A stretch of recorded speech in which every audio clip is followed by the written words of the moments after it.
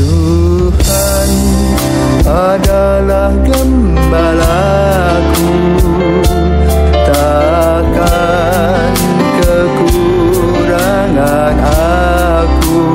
Saudara-saudari yang terkasih di dalam Kristus, selamat pagi.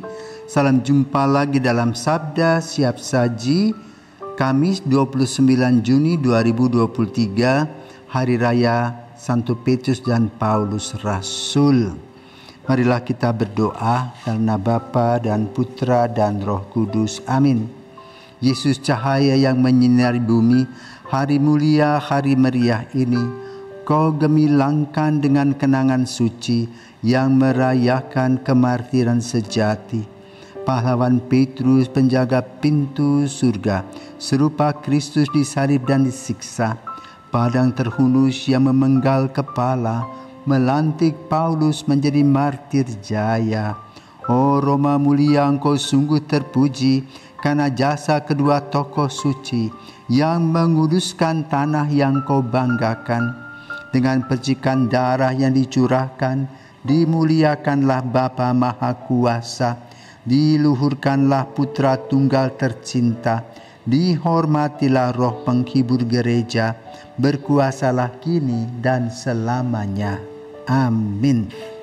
Bapa yang penuh kasih, kami mengucap syukur kepadamu karena Engkau telah memilih Santo Petrus dan Paulus menjadi tonggak Gereja Katolik Roma. Mereka Engkau datangkan dan Kau utus ke Roma untuk menjadi tiang-tiang iman, harapan dan kasih bagi gereja yang didirikan oleh Kristus Katolik Roma. Dan mereka telah menjadi martir, yang satu disalibkan, yang satu dipenggal kepalanya. Namun kemartirannya tetap jaya dan menumbuh kembangkan melalui darah yang mereka kurbankan, dengan pertumbuhan yang luar biasa sehingga Gereja Katolik berpusat di Roma sampai saat ini. Kami mohon berkat-Mu Tuhan agar tonggak yang sudah Kau berikan dan Kau tancap di kota Roma tersebut dapat tetap berdiri dengan segala macam situasi yang datang menghalang dan menghambat. Namun kekuatan-Mu sebagai Allah adalah kekuatan yang amat sangat luar biasa.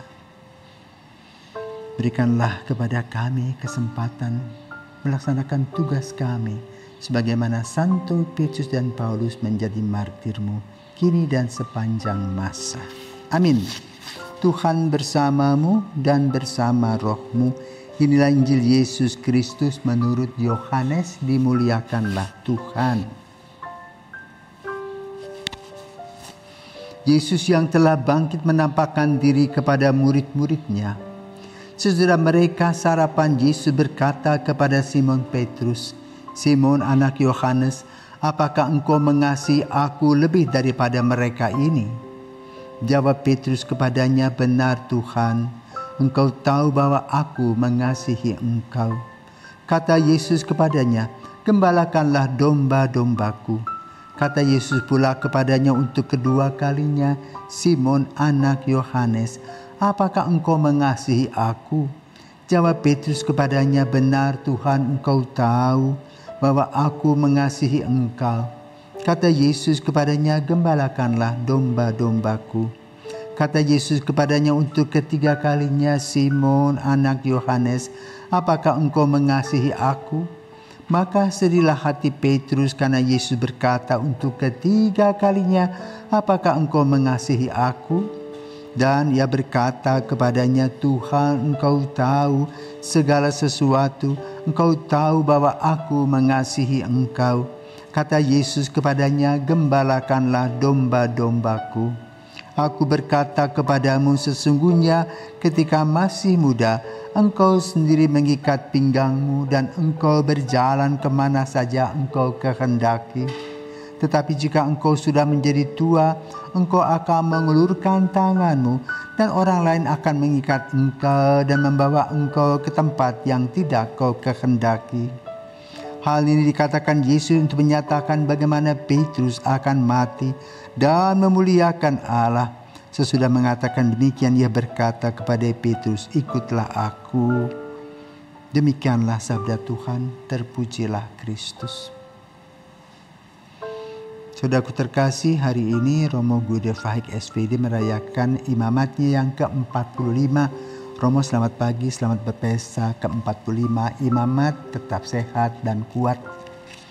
Dan apa yang dikatakan Injil pada hari ini memang sedang terjadi dalam diri Romo Guido. Sebagaimana dikatakan, ketika engkau muda, engkau bisa kemana saja pergi. Tetapi ketika engkau tua, engkau akan dituntun oleh umur kita. Nah, saudaraku terkasih, dua sosok yang kita rayakan pada hari ini adalah tonggak gereja Katolik dalam sejarah. Petrus adalah nelayan yang dipilih oleh Yesus. Di mana ketika Yesus pertama kali bertemu, Yesus berkata, engkau akan kujadikan penjala manusia.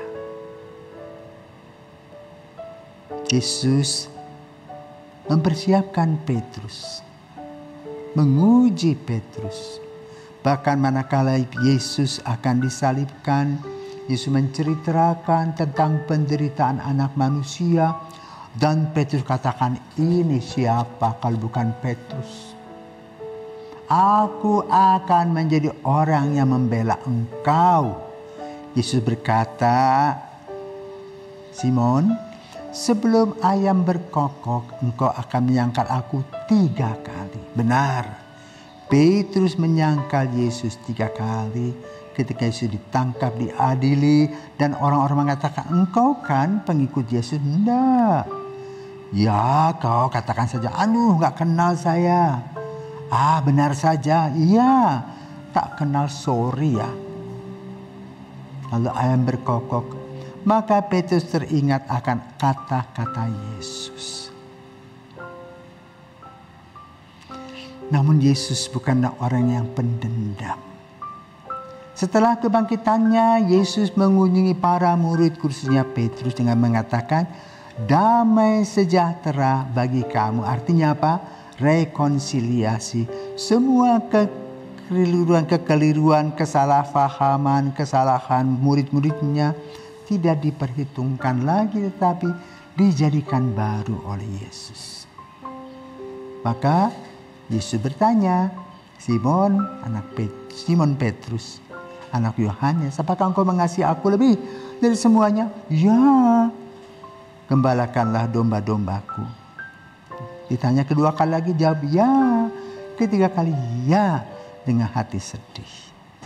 Lalu Yesus berkata, ketika kamu masih muda, engkau sendiri akan mengikat pinggangmu dan engkau berjalan kemana saja engkau mau. Tapi ketika engkau tua, engkau akan diikat.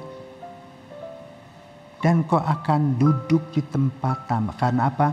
Tak berdaya. Itulah sirkulasi kehidupan manusia yang sudah disampaikan oleh Yesus, yang perlu kita simak khususnya kepada para lansia. Ingat, umur kita sudah tua dan kita tidak bisa bergerak seperti dulu, tidak lincah lagi.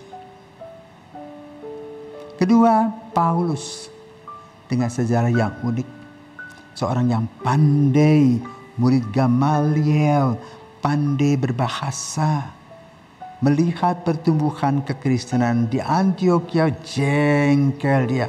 Maka dia mengumpulkan teman-temannya, kita bunuh mereka. Dan itu terjadi. Namun Yesus ingin menggunakan Saulus menjadi Paulus.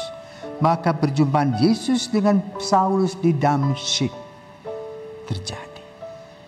Ketika Saulus mengejar orang-orang Kristiani dengan kuda yang luar biasa, lari sekencang-kencangnya. Dan Yesus bertanya, Saulus, Saulus, mengapa engkau menganiaya aku? Siapakah engkau Tuhan? Plak, dia jatuh dan buta selama 3 hari.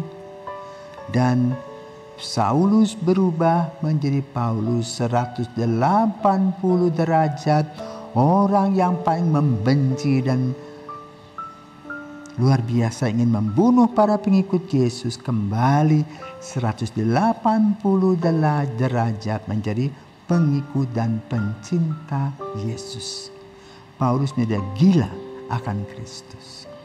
Maka kalau kita membaca surat-surat yang begitu indah, dan berapa lama dia berjalan dari satu tempat ke tempat yang lain menuju pusat dunia yaitu Roma, mempelajari situasi dan kondisi, mempelajari budaya selama 3 tahun berkeliling dan kemudian kembali ke Yerusalem, berbincang-bincang dengan Petrus dan membawa Petrus ke Roma. Maka kemudian setelah beberapa saat di Roma, Petrus dan Paulus menjadi martir. Dan Yesus berkata apa?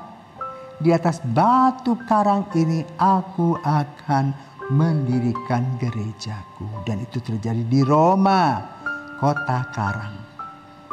Kota yang berbentuk seperti kuali, tetapi di atasnya stalagmit yang melahirkan marble yang luar biasa kuatnya. Yang menggambarkan tentang kekuatan dasar gereja. Melalui Petrus dan Paulus, maka dua orang ini dijadikan satu tonggak.